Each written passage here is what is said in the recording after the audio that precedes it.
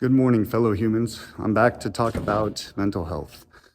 So after my extended stay at St. Luke's Mental Health Hospital, I decided to continue seeking mental health care at Strategic Mental Health. And I say continue because I was trying to go to that appointment when I got stuck at St. Luke's Mental Health Hospital. Nonetheless, I attend my first Strategic Mental Health Hospital in Scottsdale, Arizona. And it's great. For 11 months, I'm receiving care. Actually, it's not great because I can't see a talk doctor, and that's what I've been asking for. Maybe some EMDR, maybe some bioneurofeedback, something other than pills.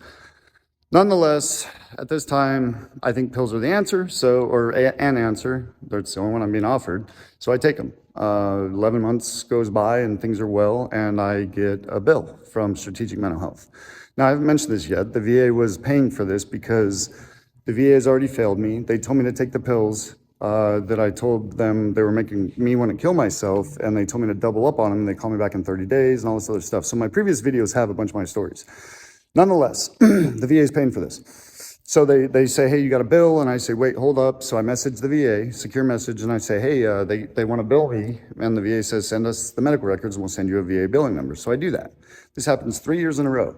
3 years in a row, they say, hey, you got a bill? I say, hold up.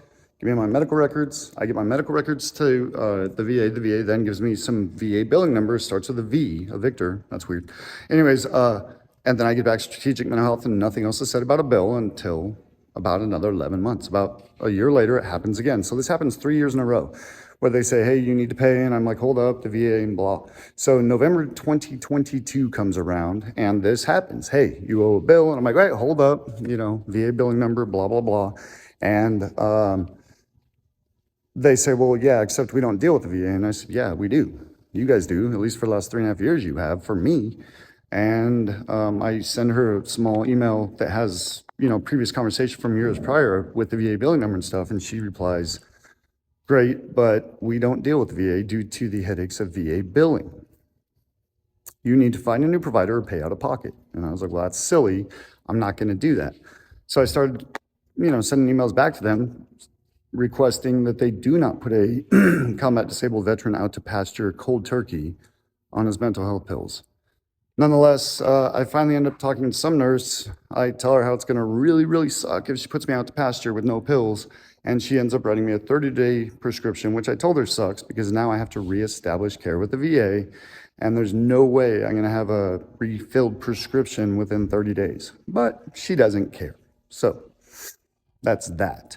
Then I contact the VA and I'm like, hey, dog, I need help because in about 25 days here, I'm probably going to go crazy because of testosterone and hormones and things going like this inside my head and inside my body and the pituitary gland. I don't even know stuff because I'm not smart. All I'm saying is that's going to happen. And the VA says, well, hey, we'll call you back like every 30 days and check up on you. I'm like, okay, cool. So at this point in time, it's December. I start emailing people and complaining. I think I emailed 6 state representatives, my two elected, what are they called? I can't think right now. District officials, 2 senators, a bunch of news stations. One news got back to me and said, would you like to say all this on camera? And I said, yes, I do. And they never got back to me after that. So they don't care. Nonetheless, I had 2 senators, staff members email me back. One of them, Senator Sinema, screw it, I'll say it. They insisted that I fill out a privacy statement that gives them permission to view all of my medical records and my previous history. I didn't need them to do that. I just wanted them to talk to me, help me understand why nobody fucking cares. Nonetheless, they didn't help me. Mark Kelly's office, on the other hand, did. They called, I think there's at least 5 of his staff members, and they sat on the phone with me for over an hour trying to figure out what's going on. They sent out congressional inquiries, and people started calling me back. Nonetheless, a couple days later, I get a phone call from the DODHS, Department of Defense Health Services. Don't know why they called me. All I can tell you is they led me to believe that they oversee all medical for the United States military. And since I was military, they're going to oversee what was going on with me. So 3.5 hours of phone calls with them.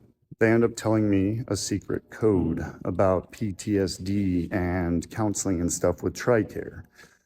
It doesn't really matter because the secret code won't help you. You need your own code. I'm just saying it's frustrating, guys. The pursuit for consistent mental health care is kind of crazy. It's kind of insane, kind of makes you a little more insane. Anyways, I want you to know you're not alone. You are not alone, guys. Continue pushing. We need to talk about this. We need to get it out there. We need to let others know, share our insights. I don't know, but I don't like my buddies killing themselves every month to 2 months. So I want to put it out there that I've been treated like shit by the people that said that they're supposed to or that they're going to take care of me. And I'm still pushing, guys. I need you to do the same. So join me. Let's do this together. Hit me up. Send me a message at vetstellyou@gmail.com, vetstellyou@gmail.com, or post a video with me. You have all my stuff. It's on Resilient Narrative, y'all. Hit me up. You guys take it easy. Be safe. Have a good life. Later.